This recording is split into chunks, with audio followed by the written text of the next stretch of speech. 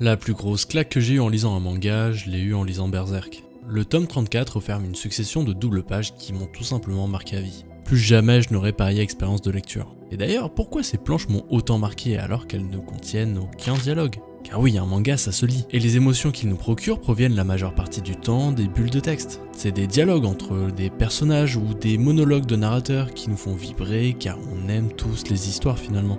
Mais parfois, c'est les décors qui racontent l'histoire. Qu'ils soient en arrière-plan ou en double page, les décors viennent prendre le relais dans la narration jusqu'à même sublimer l'histoire. D'ailleurs, c'est exactement ce qui se passe dans ce tome de Berserk. Mais avant de percer le secret derrière le génie de ces planches dessinées par Kentaro Miura, nous devons revoir les bases.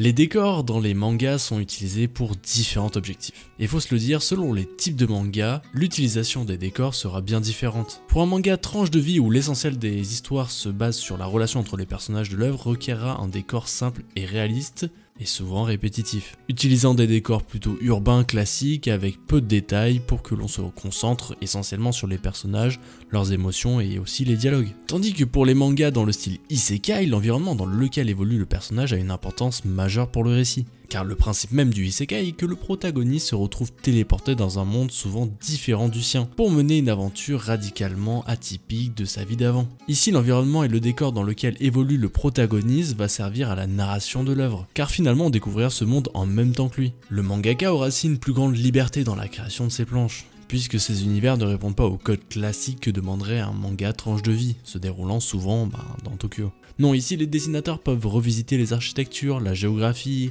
et encore plein d'autres détails pour créer un monde totalement unique pour correspondre à leur histoire, sans que le lecteur puisse remettre en cause la réalité de ces décors. Malgré tout, on retrouvera quand même certaines pièces du puzzle similaires d'un récit à l'autre quand les sujets et les univers sont similaires. Je veux dire, quand on est dans un monde médiéval fantastique, il y a de fortes chances que vous y retrouviez des châteaux, des mines, des gobelins ou encore des dragons, et j'en passe. Car même dans les mondes imaginaires, il existe des codes finalement. Cependant, certains mangaka, pour raconter leur récit, vont créer des environnements de toutes pièces. Nausicaa de la Vallée du Vent est un manga écrit et illustré par Hayao Miyazaki. Le récit est situé dans un futur post-apocalyptique où une partie de la Terre est recouverte par une jungle toxique peuplée d'insectes géants. Ici, le décor a une importance majeure dans le récit et on nous le fera comprendre dès les premières pages, en nous montrant la princesse Nausicaa en pleine découverte d'une caverne.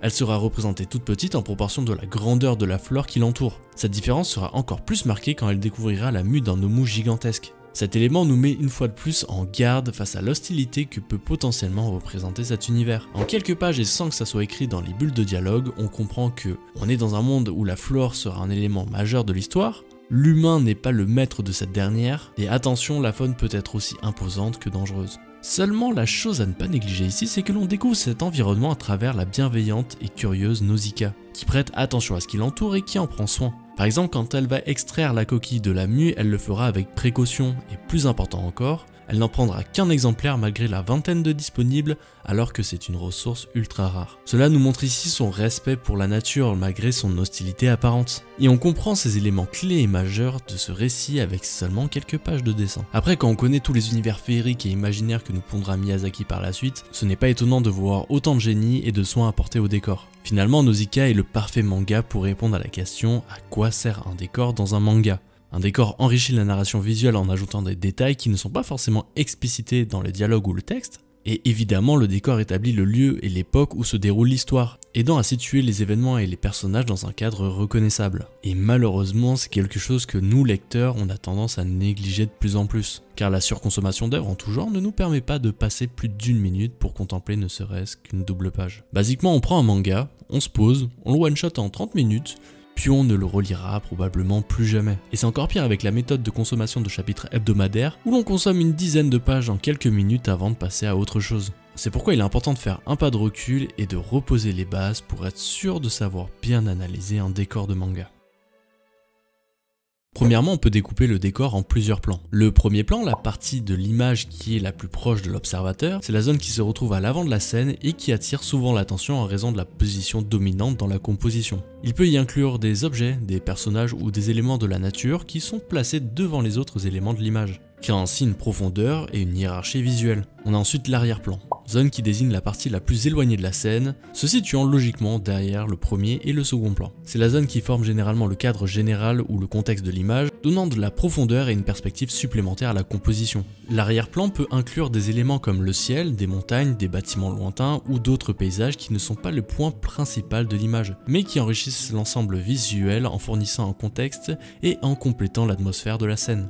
Puis pour finir, on a les zones intermédiaires. Le second plan, le troisième, etc. Selon l'image, ça dépend. C'est une zone intermédiaire qui contribue à la profondeur et à la perspective de la scène. Les éléments du second plan ne sont pas aussi proches de l'observateur que ceux du premier plan, mais ils jouent un rôle important dans la composition et peuvent aider à guider le regard vers l'arrière-plan ou compléter le visuel de l'image. Ce découpage d'illustration est universel et nous aide à déchiffrer rapidement une case. Par exemple, pour cette illustration de Vinland Saga, au premier plan, on voit une belle faune avec ses papillons et une coccinelle, ainsi qu'une flore avec des fleurs et de l'herbe qui installe tout de suite un environnement de quiétude. On voit ensuite Thorfinn de dos et ce mouton en second plan. Mouton qui n'est pas là par hasard puisqu'il est plutôt éloigné du reste du troupeau, ce qui peut témoigner d'une certaine liberté. Ensuite, au troisième plan, on retrouve son père et le reste du troupeau. Même sans connaître l'histoire de Vinland Saga et avec l'aide du bâton, on comprend tout de suite que c'est un berger. On finit ensuite avec l'arrière-plan qui est composé de l'horizon et du ciel. Ce découpage fait en sorte que l'on comprenne rapidement la scène. Thorfinn va retrouver son père qui est en train de garder le troupeau.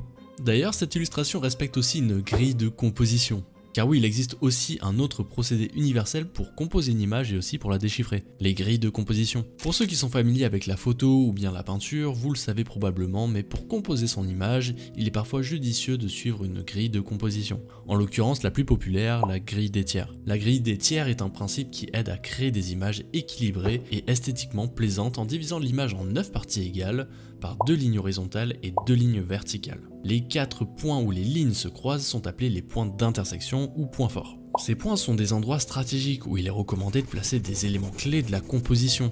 La grille des tiers aide à équilibrer l'image, évitant un centrage trop rigide qui peut rendre l'image statique et moins dynamique. Et le dynamisme, c'est ce qu'on recherche quand on dessine un manga. Déjà, en déplaçant le sujet principal hors du centre, la composition devient plus intéressante pour l'œil. Avec par exemple cette double page de Jagan, on voit clairement que le dessinateur Kensuke Nishida a utilisé la grille des tiers en plaçant son protagoniste sur la ligne verticale à droite. On a aussi l'œil du monstre qui le poursuit directement sur un point d'intersection, ce qui rend au final une image bien structurée et dynamique. Vraiment, je vous invite à garder ça en tête quand vous lirez votre prochain manga, et vous verrez que c'est un procédé utilisé très régulièrement. Mais bon, faut se le dire, hein, là où la grille des tiers est autant importante, c'est quand il s'agit de double page. Car il y a un petit élément à garder en tête, hein, si tu centres ton élément principal au milieu, en fait, il y a ça qui se produit. D'ailleurs, tant que j'y suis et que j'ai un manga dans les mains, je pense que c'est le moment parfait pour vous parler du sens de lecture. Détail essentiel quand on parle de placement et de composition et de dynamisme en fait. Naturellement, si je vous montre une image, vous allez la déchiffrer de gauche à droite, en partant du haut pour finir vers le bas. Seulement pour les mangas, ce sera l'inverse, puisque je n'ai pas la prétention de vous l'apprendre aujourd'hui avec cette vidéo, mais le sens de lecture est de droite à gauche. Et donc nous, lecteurs, on est censé déchiffrer l'information de ce sens-là aussi. Tiens, par exemple, cette planche de Naruto. Pain est orienté vers la gauche, vers le sens de lecture. Le décor lui est composé de minuscules maisons dont la somme forme le village de Konoha, ce qui assoit la position dominante de Pain sur cette illustration. Et si on revient au sens de lecture de l'image, il est en effet beaucoup plus logique que Pain soit comme ceci plutôt que comme ça, car la suite de l'action se passe par là. C'est tout bête, hein, mais ce genre de placement aide vraiment à fluidifier la lecture. Mais je vous l'accorde, hein, dans le milieu de l'art il y a des règles, oui, mais il y a forcément des exceptions à ces règles. On peut le voir notamment avec cette fameuse double page de Look Back de Tatsuki Fujimoto, où finalement le personnage va à contresens. Mais ce n'est rien de choquant puisqu'avec la page d'après, on fait un saut dans le temps, on passe à une autre scène. Cette double page vient conclure un moment. Et sur la page d'avant cette double page, on avait bien le personnage qui se dirigeait vers la gauche. D'ailleurs, pour revenir à notre sujet initial, hein, qui est, je vous le rappelle, les décors dans les mangas, ici ça ne paraît pas comme ça, mais ce dernier est très important, et chaque élément qui le compose est placé minutieusement, puisqu'ils font tous en sorte que notre regard se porte naturellement vers le personnage. Les poteaux sont orientés vers elle, ainsi que les gouttes de pluie, et le début de la route oriente aussi notre regard sur elle. Et plus généralement, la sobriété globale de cette campagne nous pousse aussi à nous concentrer sur le personnage. Ici, c'est elle la star, mais pourtant, je pense que clairement cette illustration n'aurait pas la même aura sans son décor. Et c'est maintenant l'occasion pour moi d'aborder les différentes techniques utilisées par les mangaka pour faire leur décor. Le plus répandu est évidemment les trames. Ce sont des motifs ou des textures appliquées au dessin pour ajouter de la profondeur, de l'ombre et des nuances sans utiliser uniquement des lignes ou des couleurs. Elles permettent au mangaka de créer des effets visuels variés, comme des textures de vêtements, des ombres portées, des effets atmosphériques et des détails de fond, que l'on applique manuellement sur le dessin, mais il faut se le dire, bien que ce soit une technique toujours utilisée, elle laisse de plus en plus place aux effets numériques, bien plus rapides à appliquer et offrant une plus grande palette de possibilités. Les logiciels dédiés au dessin numérique ont en effet ouvert des milliers de possibilités pour la création de décors. Les trames sont devenues des effets visuels à appliquer numériquement, puis il existe des pinceaux spéciaux qui permettent d'appliquer rapidement de la végétation, de l'eau, des pierres, bref, des trucs normalement très chronophages en dessin. Puis avec la montée et la puissance de l'intelligence artificielle, je ne serais pas surpris que ces outils gagnent en perfection dans le futur. Après oui, il faut être conscient que ces outils peuvent retirer l'aspect unique et organique de l'œuvre. Et il est vrai que certains dessins de manga deviennent un peu trop parfaits, et le rendu est selon moi trop impersonnel. Il y a même des effets employés pour les décors que j'avoue ne pas trop apprécier. Comme par exemple l'utilisation de photos que l'on retrouve dans de nombreux mangas. Car oui, certains mangaka vont prendre des photos, appliquer des effets pour que ça fasse un peu manga quand même, puis ils ajoutent ensuite les personnages dans l'espace en respectant les perspectives. Par exemple, Bonne Nuit Poun est truffé de ce genre de décor. Mais je dois le dire, Inuyasha Asano s'en sort plutôt bien avec des planches magnifiques et j'imagine que beaucoup de lecteurs ne voient même pas le superfuge. Par contre, pour Under Ninja, je dois dire que ça m'a vraiment sorti du récit. Je trouve que le positionnement des personnages ou des objets dessinés est beaucoup trop bancal. On dirait que les perspectives ne sont pas du tout respectées et que les personnages ne sont pas à leur place. Mais bon, l'utilisation de ce type d'effet représente aussi des avantages. Le premier et le plus évident, ça améliore grandement le réalisme de l'œuvre. C'est notamment valable pour des mangas se passant dans les villes de notre monde. D'ailleurs, j'ai vu un tweet de Leon Brando la dernière fois où justement il montrait qu'il avait retrouvé des décors de Ninepix sur Google Maps. Comment faire plus réaliste? Puis bon aussi, outre les différentes techniques et les effets à disposition des mangaka, évidemment que certains mangaka dessinent encore leurs décors intégralement, comme pourraient l'être les personnages. C'est vraiment une tâche ardue qui demande beaucoup de temps et de précision pour qu'au final les lecteurs survolent les pages en quelques minutes. Je vous jure, c'est injuste. Et c'est souvent une tâche qui est reléguée aux assistants, qui sont parfois chargés uniquement des décors. Bon, maintenant je pense que vous avez tous les éléments en main pour déchiffrer une illustration. Et il est maintenant temps de voir comment les mangaka utilisent les décors pour raconter leur histoire. Et je vous propose qu'on n'aille pas trop loin, et que l'on reste sur le manga Look Back. Bon, je pense que ça étonnera personne si je dis que Tatsuki Fujimoto est un véritable génie, et évidemment son usage des décors est soigné et intelligente. Dans ce manga, on suit entre autres l'évolution de Fujino, jeune mangaka en devenir. Et tout au long du récit, il y a une composition qui revient régulièrement, c'est même la couverture du manga. En effet, on retrouvera souvent cette jeune fille en train de dessiner dans cette position. On la retrouvera comme ça 36 fois exactement. Oui, j'ai compté. Fujimoto utilise un effet souvent utilisé au cinéma, le time-lapse. Technique photographique qui vise à prendre des photos d'une même scène à un endroit fixe et à intervalles de temps réguliers, qui mis bout à bout forme une vidéo où le temps a l'air de s'écouler à grande vitesse. Bon, justement, sans même avoir lu le manga, vous comprenez que le décor ici sert à montrer l'évolution temporelle en plus d'appuyer le travail acharné de la mangaka. Au début, le décor change peu, puisque l'on reste dans sa chambre. Pour autant, plusieurs éléments nous font comprendre que le temps passe. Et d'ailleurs, analysons plus en profondeur cette double page, car il y a beaucoup d'éléments qui nous donnent des indications temporelles. Déjà, élément principal de cette analyse, il y a un calendrier en haut à droite. Il y a aussi la fenêtre qui nous fait comprendre qu'il y a un changement de saison avec la neige. Et plus subtilement, il y a les vêtements, plus chaud en hiver, la position du ventilateur plus proche d'elle en été, et l'ajout d'un chauffage d'appoint en hiver. Mais aussi on voit l'étagère à sa gauche qui se remplit au fur et à mesure de ce qui logiquement pourrait être ses carnets de dessin. 4 cases, 0 dialogue, mais pour autant, grâce au décor, on apprend énormément de choses. C'est des détails, mais par exemple la différence du nombre de carnets utilisés entre avril et juillet est beaucoup moins impressionnante que la différence de carnets utilisés entre octobre et janvier. Pour le même nombre de mois, elle a dessiné beaucoup plus. Vous voyez où je veux en venir maintenant quand je dis que les décors sont importants? Mais vous n'êtes toujours pas prêt pour les planches du Chevalier Noir. Et il faut que je vous présente d'autres exemples. De nombreux mangas se déroulent au Japon, ce qui est normal quand la plupart des mangaka et des lecteurs se retrouvent dans ce pays en fait. Puis nous, occidentaux, on adore ce pays, on aime bien y aller, il y en a même qui vont chasser les décors qu'ils ont vus dans leurs mangas favoris. Pour les mangaka, utiliser de vrais décors aura plusieurs avantages. Le premier est évident, tu dois beaucoup moins te casser la tête pour imaginer les décors, puisqu'ils existent déjà en fait. Aussi, ça peut beaucoup plus impacter les lecteurs si le manga qu'ils lisent se passe à 2 rues de chez eux. Pour les fans d'Okyo de Jujutsu Kaisen, l'arc de Shibuya doit avoir une toute autre saveur quand tu traverses ces décors quotidiennement. À première vue, cela semble facile de reprendre des décors de notre époque car les modèles sont sous nos yeux. Et il est beaucoup plus facile de faire un petit Google Maps pour s'inspirer, mais qu'en est-il des mangas historiques où on a très peu de matière pour imaginer les décors, très peu de photos, et pour ça je suis obligé de penser aux mangas se déroulant durant la période Edo. Dans ces mangas, on verra des architectures d'époque permettant tout de suite de planter la période historique. C'est d'autant plus fascinant qu'on y ajoute les costumes. C'est un tout qui nous permet à nous lecteurs d'avoir un aperçu de la vie durant cette période. C'est fascinant de voir comment les mangaka dépeignent ces temples, ces coiffes, ces bâtiments et les outils de l'époque. Tsutomu Takahashi, dans son manga Sido, a dû retranscrire les paysages japonais au moment où la période Edo arrivait à sa fin. C'est une période clé pour l'avenir de ce pays qui, dans les années 1600, a décidé de se couper du monde extérieur et qui maintenant se voit envahir des outils et des technologies révolutionnaires de l'époque. On a donc un contraste entre la tradition nippone et les avancées occidentales. Tsutomu Takahashi marquera ce contraste de par les tenues, les armes, les bateaux, les maisons et les temples. Et graphiquement, ces décors seront souvent réalisés dans un style complètement différent des personnages ou des scènes plus rapprochées. Il n'est en effet pas rare de retrouver des décors dessinés par ceux qui sembleraient être un mélange de fusain ou d'encre de Chine, mais qui au final seraient plus probablement de l'aquarelle.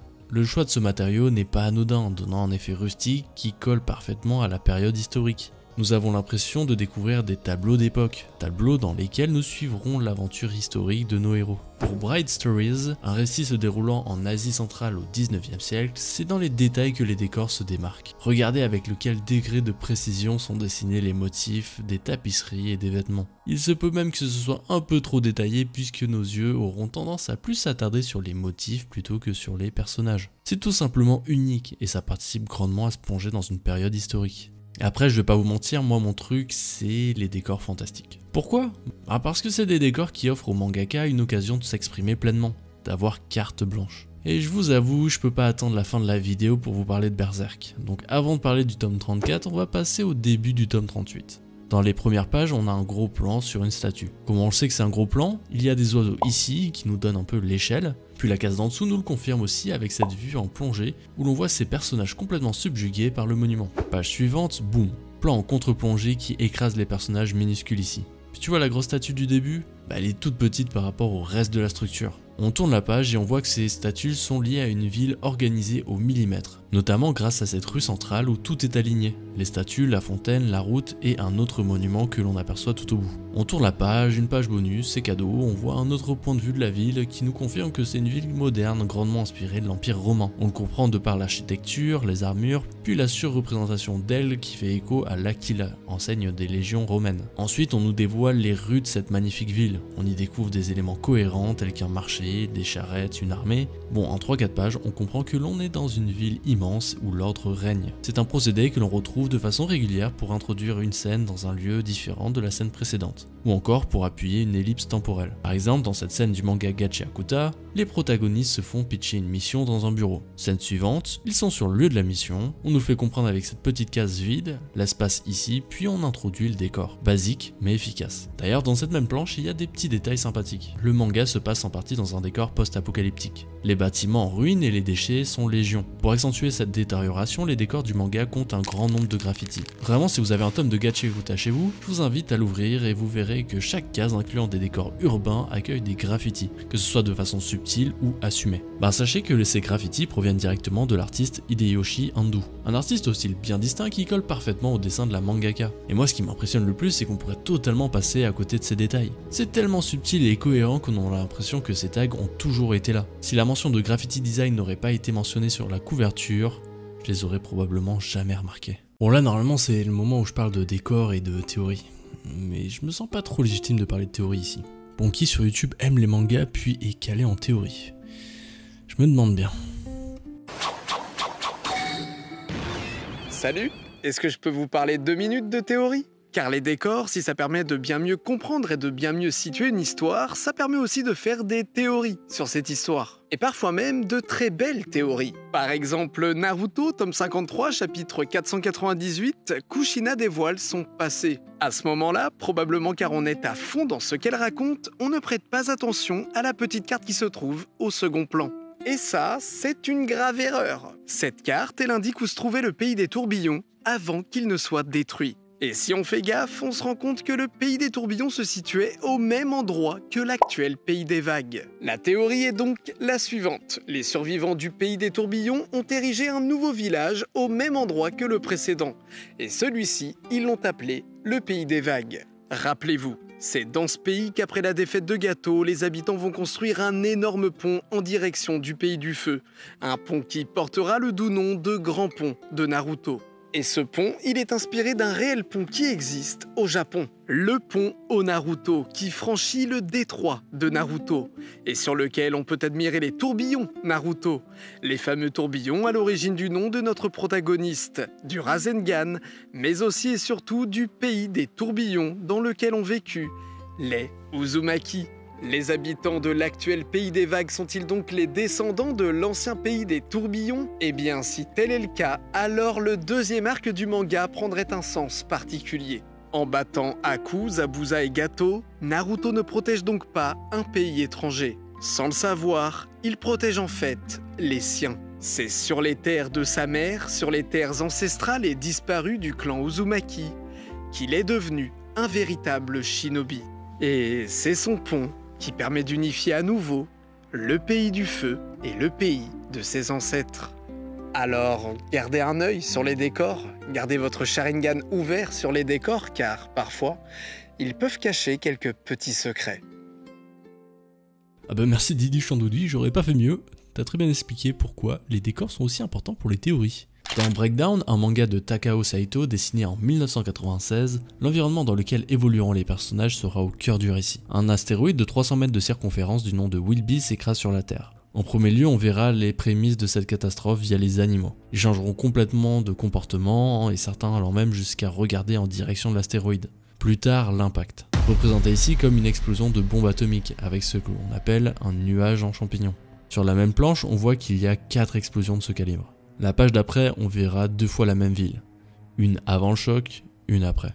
On nous montre habilement les conséquences de cet impact, en nous faisant comprendre que ce n'est pas juste un continent ou deux qui a été impacté, mais bien toute la planète. Plus tard dans le récit, on verra les contre-coups de Wilby au niveau micro, avec nos personnages qui devront survivre dans cette catastrophe. Le mangaka dépeindra un Japon dévasté, en déjouant la logique avec des arbres retournés, des crevasses, des séismes, des effondrements, des éboulements, bref, c'est la merde.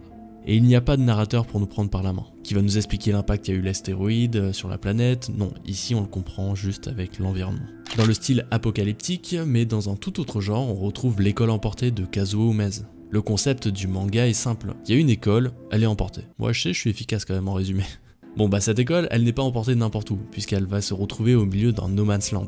Ce décor est à première vue peu riche en détails, mais c'est volontaire, puisque ça participe au fait que l'on ne puisse pas identifier où se situe cette école maintenant. La seule chose qu'on nous laisse identifier est que ce n'est pas un environnement sur Terre, car on n'a jamais vu ce type de topographie. Comment pourront se débrouiller des enfants dans un milieu si hostile où rien ne pousse et où l'horizon ne montre en aucun cas un avenir positif? Partout où on pose les yeux, on verra ce même amas de pierres et de sable. Le néant de cet environnement renforce l'aspect claustrophobique et horrifique du récit. Puisque l'on est dans le registre de l'horreur, j'aimerais vous parler de Spiral de Junji Ito. Pour les pionniers de la chaîne, vous savez que j'ai déjà analysé en détail ce manga. Mais vous inquiétez pas, ici on va s'attarder sur les éléments subtils du décor. Le manga est centré sur une petite ville japonaise frappée par une mystérieuse obsession pour les spirales. Au fur et à mesure que l'histoire progresse, cette obsession se manifeste de manière plus grotesque et destructrice, transformant les habitants et l'environnement en des formes tordues et tourmentées. Cette progression dégénérative sera montrée à travers le comportement des habitants, mais aussi avec le décor. Car si les premières pages représentent des petites herbes enroulées et des escargots mignons, au fil du récit, les spirales seront représentées avec des éléments bien plus austères. Ceci afin de nous montrer que la spirale n'est pas une simple forme, mais un danger. On nous le montre clairement avec un personnage qui, touché par la mort de son compagnon, va déclencher une phobie pour cette forme. Une phobie extrême où elle commencera à avoir des spirales à tort et à raison, allant même jusqu'à se mutiler les doigts pour finir par bien pire. Et comme ce personnage, nous lecteurs deviendrons méfiants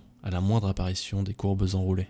En vrai, j'aurais pu faire une vidéo complète sur les mangas d'horreur, tant les mangakas sont créatifs. Mais bon, maintenant j'ai envie de vous parler de Land. J'aime beaucoup la façon dont l'environnement est utilisé dans le manga de Kazumi Yamashita. C'est un récit avec un lore bien fourni et des codes étranges mais passionnants. Afin d'éviter tout spoiler, je vais résumer très grossièrement une mécanique du récit. Land est un village dont les maisons, les costumes et bien d'autres détails nous font penser à la période Edo. Cependant, il y a un élément qui nous fait comprendre rapidement que ce ne sera pas un simple récit historique, les kami. Celui du sud, du nord, de l'ouest et de l'est. Chacun est différent. L'un est une faucheuse, l'autre est une vieille faucheuse, il y a un dragon et un Bouddha féminin. Ces kami sont fixes et apparaissent régulièrement dans les pages du manga, puis la légende raconte qu'ils surveillent les faits et gestes des villageois. Au moindre faux pas, c'est ciao. La mangaka va clairement utiliser le plein potentiel de ces immenses kami en leur conférant une aura démoniaque, mais aussi en permettant au lecteur de se localiser. Habituellement, dans les mangas, il est plutôt dur de se situer dans l'espace dans un monde ouvert, et je dois dire que dans 95% du temps, ce n'est pas bien grave. Puis dans les 5% restants, les mangaka vont parfois faire des plans pour situer les personnages dans l'environnement, comme on peut le voir régulièrement dans One Piece ou Kingdom. Mais dans Land, la position des kami ainsi que leur nom, et qui je te rappelle représente chacun des points cardinaux, ces mêmes kami vont nous permettre à nous lecteurs de situer l'action de façon beaucoup plus subtile. On va pouvoir déchiffrer les déplacements des personnages quand ils s'approchent du bord du village, quand ils vont vers le village ou quand ils vont à l'extérieur. C'est brillamment exécuté. Mais ce n'est pas plus brillant que ça. 1998. Blame de Tsutomu Nihei voit le jour. Si je devais choisir qu'un seul manga pour vous expliquer à quel point les décors peuvent prendre le dessus sur l'histoire, je prendrais Blame. Je veux dire, l'environnement dans lequel évolue le personnage est au centre de l'intrigue. C'est un manga de science-fiction dystopique qui se déroule dans un immense monde de structures titanesques et labyrinthiques. L'histoire suit Kili qui cherche des êtres humains porteurs du gène net terminal afin de sauver l'humanité d'une menace technologique. Au fil de sa quête, Kili traverse des environnements hostiles peuplés de créatures cybernétiques et des factions ennemies, tout en rencontrant divers alliés et adversaires. Le manga se distingue par son style visuel unique. Grâce aux traits du mangaka, on comprend que l'environnement est hostile et qu'il n'a rien d'humain.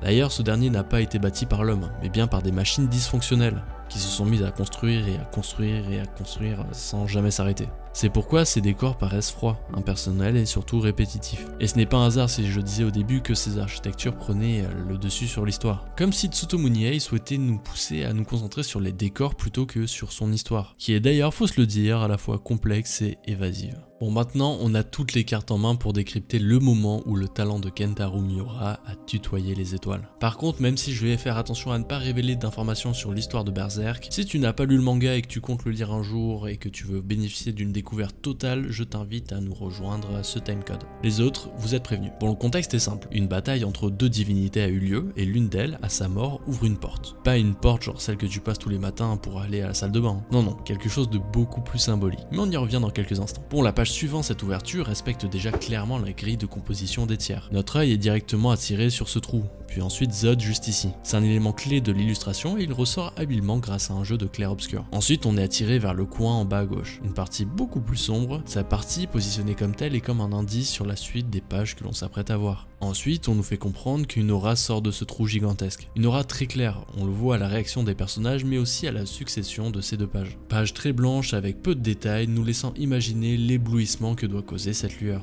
Lueur qui s'étend sur plusieurs kilomètres comme nous l'indiquent ces cases montrant des hommes dans divers environnements et situations. Allant même jusqu'à Guts, le protagoniste de l'histoire se trouvant à plusieurs milliers de kilomètres. On voit que cette aura a un impact psychique sur lui avec cette illustration où on le voit nu entouré d'un fluide impalpable. Puis si jamais on n'aurait toujours pas compris l'étendue de cette aura, Miura nous laisse contempler son ampleur avec cette vue. Retour sur Terre, des licornes se font attaquer par des... Mais attends, j'avais vu de telles créatures dans le Midland moi. Les habitants aussi n'en ont jamais vu d'ailleurs. Puis ce troll là qui vient déranger ses fermiers, ça aussi c'est nouveau. Tout comme ce dragon perché au-dessus d'une tour de château. Et ces gobelins, je m'en rappelle, on les avait déjà vus, mais en aucun cas ils devraient être ici parmi les hommes. Nous avons un florilège de créatures fantastiques qui viennent troubler le monde que l'on connaissait avant. Squelettes, gnomes, fantômes, cavaliers sans tête, tant de créatures provenant du folklore fantastique. Mais toutes ces créatures ne sont pas forcément maléfiques, comme nous le montre cette double page où l'on voit deux enfants contempler une fée alors endormie sur une feuille. Puis enfin viennent les premiers textes, les premières indications sur ce qui se déroule depuis l'ouverture de cette fameuse porte. Texte nous indiquant que toutes les créatures que les hommes n'avaient cessé d'imaginer ou de rêver, les créatures que l'on utilisait dans les contes pour faire peur aux enfants, aux créatures que les marins cessaient de redouter avant de larguer les amarres, toutes ces créatures, à partir de maintenant, elles vont faire partie de ce monde. Et wow, quelle illustration encore. Dans cette double page, on nous indique le nouveau nom de ce monde, Fantasia. Mais on est trop émerveillé par ces centaines de dragons semblant avoir toujours été là. Puis comme si on n'avait pas vu assez d'illustrations magnifiques, Kentaro Miura nous achève en montrant les 4 dieux de la main dans ce qui semble être leur milieu naturel. un amas de corps en composition explicite pour Slan, la seule entité féminine du groupe, une vague de rats formant la tête de Conrad, une illustration faisant fortement référence à la peste, puis ensuite mon petit doigt me dit que je suis pas le premier à vous l'apprendre ici sur YouTube, mais on voit Ubik dans une illustration reprenant une partie du célèbre triptyque Le Jardin des Délices de Jérôme Bosch, et il reprend pas n'importe quelle partie puisqu'il reprend la partie droite du tableau représentant l'enfer. On a ensuite un gros plan sur un cerveau pour représenter Void. Cette nouvelle page collée aux autres nous laisse peu d'indications. On se demande si c'est simplement le cerveau de Void ou alors quelque chose de plus grand encore. C'est très énigmatique. Cette succession de pages nous laisse de marbre. La plupart du temps, quand les gens font référence à Berserk, dans 98% des cas, ça va être pour faire référence à l'éclipse. Et c'est compréhensible car c'est un passage qui a marqué beaucoup de lecteurs, qui vient conclure l'arc le plus marquant de l'œuvre. Mais s'il vous plaît, Fantasia. Cette succession de planches est majestueuse. Le seul défaut que j'ai trouvé, c'est le texte explicatif que Kentaro Miura a ajouté ici. Car on pouvait juste comprendre les tenants et les aboutissants grâce aux illustrations. Vraiment, il aurait pu enchaîner ces doubles pages sans texte et ajouter juste à la fin le mot Fantasia, que l'on aurait compris qu'on arrivait dans une nouvelle ère. On comprend parfaitement que le monde dans lequel voyage Guts est changé à tout jamais. Et ce, seulement grâce à la puissance des décors.